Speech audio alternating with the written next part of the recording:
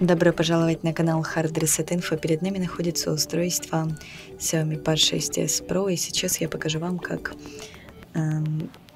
поменять обои. Итак, сводим два пальчика на экране и далее нажимаем на такой значок. Здесь мы можем выбрать любые обои, то есть здесь очень много системных обоев, какие-то цветочные композиции, естественно, узоры и так далее.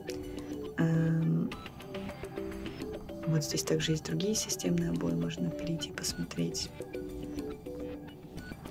Выбираем любую картинку и нажимаем «Установить». И выбираем, на какой экран хотим установить данные обои. И на этом все. Спасибо за просмотр, ставьте лайки, подписывайтесь на наш канал.